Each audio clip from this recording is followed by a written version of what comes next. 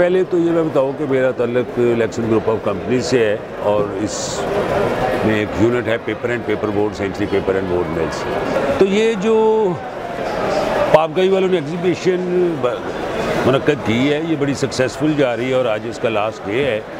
और इस एग्जीबिशन में मेन जो पार्टिसिपेंट्स हैं वो टोटल पैकेजिंग से मुतल्लक हैं। उसमें से मेन स्टेक होल्डर्स में से एक है कि जो मेन रॉ मटेरियल है किसी भी पैकेजिंग का या प्रिंटिंग का, वो पेपर एंड पेपर बोर्ड है। और उसको प्रिंट करके फिर उसको एक कंज्यूमर प्रोडक्ट्स के मुख्तलिफ डिपार्टमेंट्स में यूज़ होके और वो फाइनल प्रोडक्ट शेल्फ डिस्प्ले पे पहुंच के तो कंज्यूमर तक पहुंचता है। तो paper and paper board industry is part and parcel of the printing and packaging, और मैं रिप्रेजेंट करता हूं paper and paper board industry of Pakistan को। और over a period of time paper and paper board industry Pakistan की जो है इस वक्त फुल्ली डेवलप्ड इंडस्ट्री है and it is highly capital intensive industry. और इस इंडस्ट्री में मोर देन 150 यूनिट्स हैं और इस वक्त जो एस्टिमेट्स हैं करंट ईयर के वो मोर और लेस क्लोज टू 600 बिलियन हैं, together with the downstream industry which is printing and packaging industry. Paper and paper board industry alone is around 425 billion Pakistani rupees.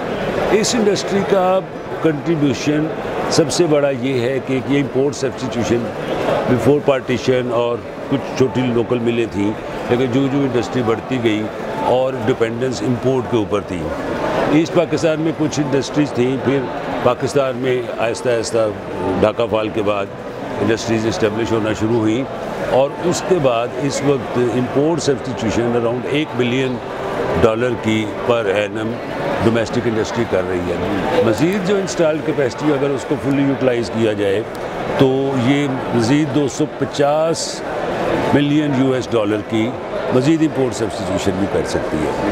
और पाकिस्तान की इंडस्ट्री इस हद तक डेवलप हो चुकी है कि ये ना सिर्फ successful import substitution from Europe, China and far east other country से कर रही है, ये एक्सपोर्ट भी करने की पोजीशन में है।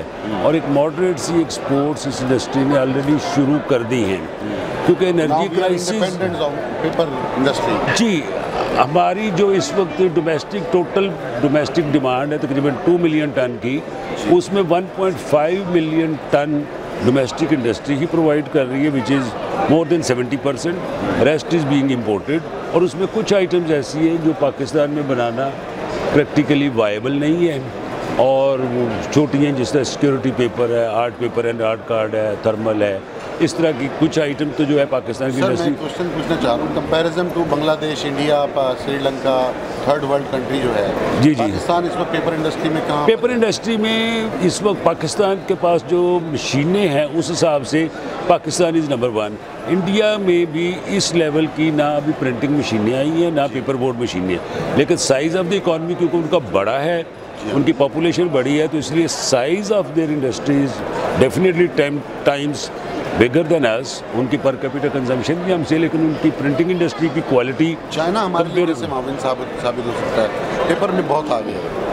चाइना हमारे साथ मुआवन साबित, चाइना बेसिकली चाइना के लिए हम एक मार्केट थे, लेकिन चाइना ने आहिस्ता आहिस्ता क्योंकि उनके अपनी कास्ट प्रोडक्शन कम थी तो इसलिए वो इधर अपनी प्रोडक्ट्स को लोअर प्राइसेस के ऊपर, लेकिन पाकिस्तान ने जब लेटेस्ट मशीन्स ले ली हैं और यूरोपियन ओरिजिन की भी हैं, उसमें चाइनीज़ ओरिजिन की भी हैं, तो उसके साथ पाकिस्तान में जो अब प्रोडक्ट बन रहा है वो कम्पिटिटिव प्राइस पे बन रहा है। सिर्फ एनर्जी इज़ एन इशू और इस वक्त तो पूरी दुनिया में एनर्जी का इशू है। जो ही एनर्जी का इशू रिजॉल्व हो जाएगा और पाकिस्तान इस पोजीशन में आ जाएगा कि हम एक्सपोर्ट भी करने की पोजीशन में आ जाएंगे इन बल्क वॉल्यूम्स।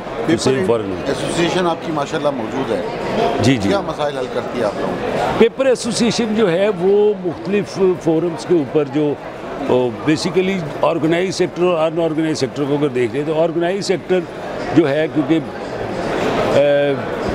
गवर्नमेंट को नेशनल एक्सचेकर में कंट्रीब्यूट कर रहा है टैक्सेस की सूरत में भी, और दूसरा वेस्ट पेपर की कलेक्शन के साथ तकरीबन इंडस्ट्री 78 बिलियन रुपीज़ का रेवेन्यू जनरेट कर रही है।